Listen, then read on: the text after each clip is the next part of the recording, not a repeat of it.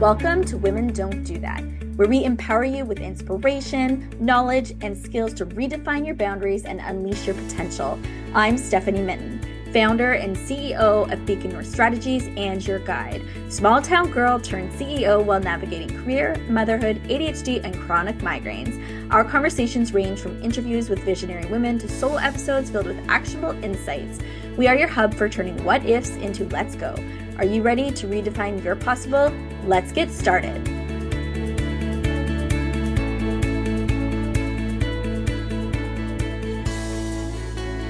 Hi everyone, I haven't done a solo episode in a while, and actually haven't recorded too much recently because we did a bunch of episodes previous to Christmas and early into January, and so I am excited to be back hitting the ground running and spending time with all of you.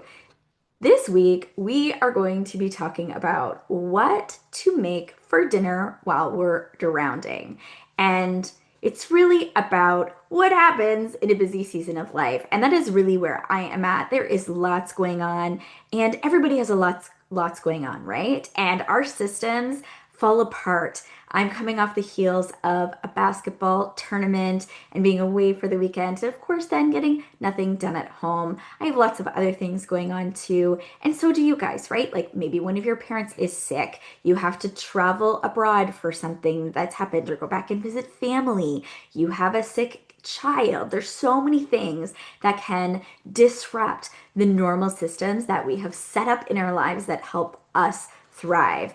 And so, just to say that if you are struggling to figure out what to feed your family, I am going to tell you that you are not alone.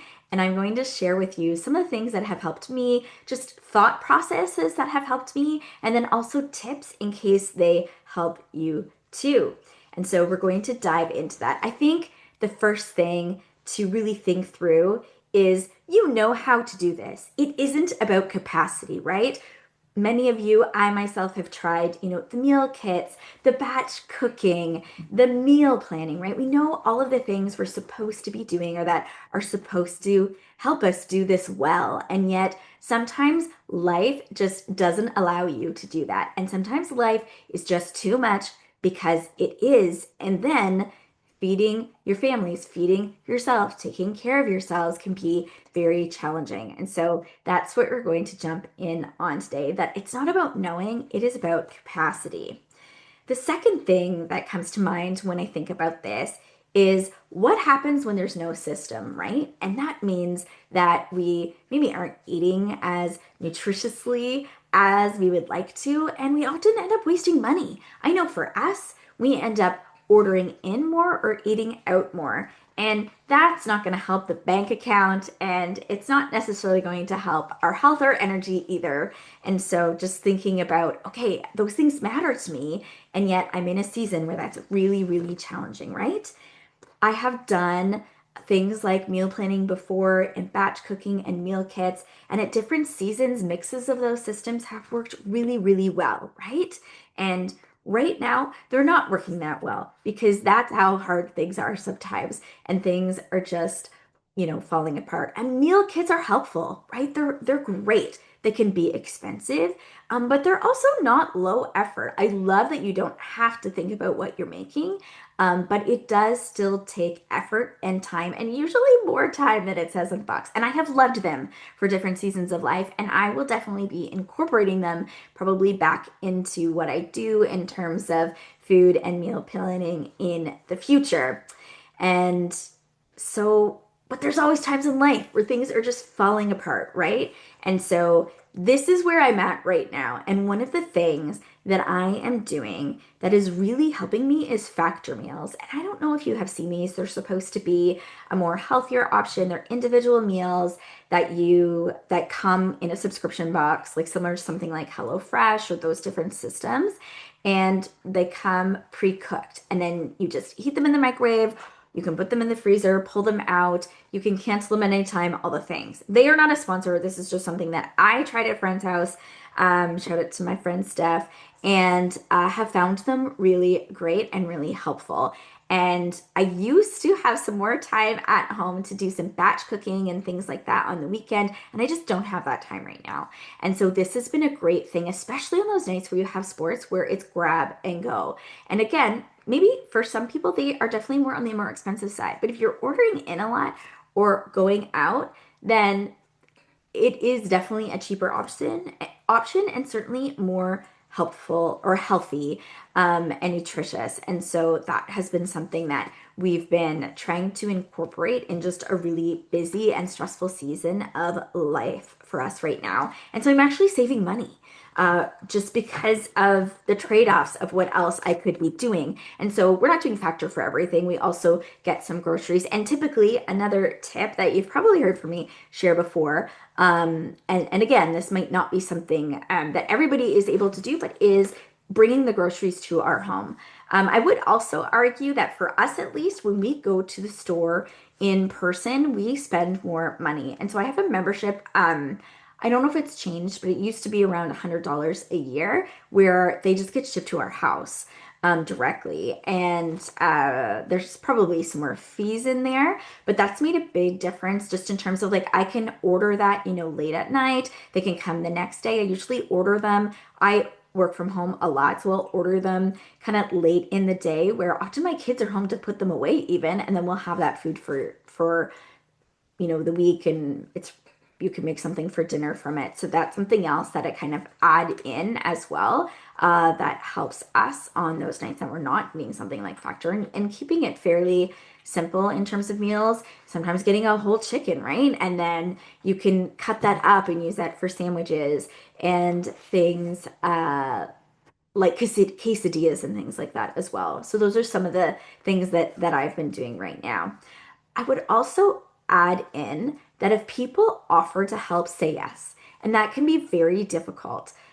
But you know what? I'm the type of person that shows up, probably not perfectly all the time, but tries to help people in my life when things happen to them. And I don't always have time to cook things for people, but I will send you a gift card if I can.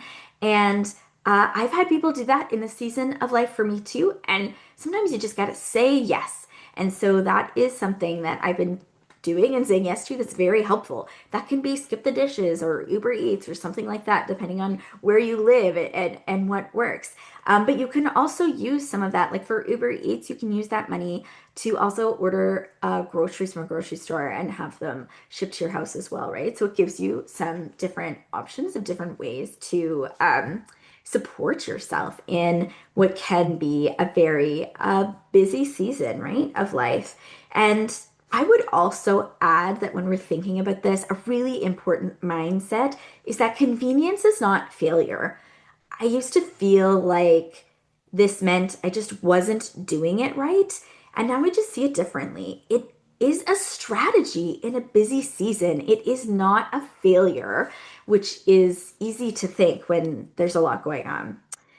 And additional to that, it's that this is survival mode. It is not forever. This is not forever. You're not trying to solve dinner for the rest of your life. You're not foregoing everything you feel like is more sustainable in terms of, an ongoing system and support. But I'm solving for right now, and maybe you are too, and maybe some of the things are helpful for you that way. Of course, another thing that is always extremely helpful is that if you are in a partnership, if your partner helps with some of the cooking or some of the mental load around some of this, or if you're dividing labor where they're picking up maybe some of the other household duties as well. And we know there's lots of conversations around of those kinds of things. And we have some episodes on that too. I did one with Paige Turner, which is all about that, and that's a good episode because she also talks about how with her partner she was able to change the way they were doing things and have him more engaged. And so I feel like a lot of us find a lot of things about unequal partnerships and workload around the house like really challenging. But if you have a partner that's really willing to do those changes, then you can sometimes change that part of your relationship and it can be really helpful. And she talks about how she did that and some advice in that episode. So it's worth checking out. So the takeaway from this is really if your system only works when you have time and energy, it's not a bad system, but it might not be the right one for the season that you're in, and you're allowed to adjust, and it is not failure.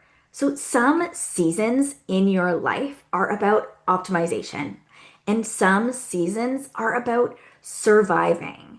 And if you're feeling that your family, taking care of yourself, and getting through a really busy time is where you're at, and you're just in that survival mode that you need to get through, that counts. I often am saying to my friends, they'll explain to me something where they're feeling very overwhelmed or they cried or something. I'm like, wow, that sounds like you were going through a lot and carrying a lot. Like, it makes sense to me that you feel overwhelmed, and it's too much because it is too much. And for many of us, especially if you're working moms, I find life is just so full on the day to day of living between work and prioritizing family that there just isn't a lot left over, right? We're maxed out. So when things happen, even sometimes like Christmas season or a birthday party or something major, like somebody passes away, right? It really throws everything off of equilibrium because you are maxed out all the time. And so just be kind to yourself. It's a season and it won't last forever, right?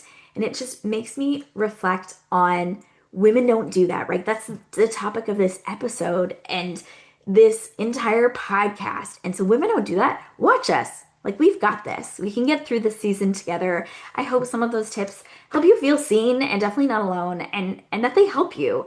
And I love that we also have the opportunity to share with ourselves, right? And so we always post some stuff about our episodes. Make sure that you're following us on social and either DM me or drop in the comments like what is working for you and what is helping you a lot in this season of life. And we can learn and grow from each other because I don't know, every once in a while I just see this video on TikTok or Instagram and I'm like, wow, like I could be doing that. That's really easy and something that I could incorporate more into my life. And sometimes it's the simplest little switch that just makes a really big difference. Of course, we don't want to spend all our time scrolling because that's not going to help us either. But picking up some of those really important tips can be really helpful. So hopefully you will check us out there and feel free to join the conversation and feel free to send me your DMs. Have a great week. Thanks for joining us on Women Don't Do That. Don't forget to subscribe and leave a rating or review.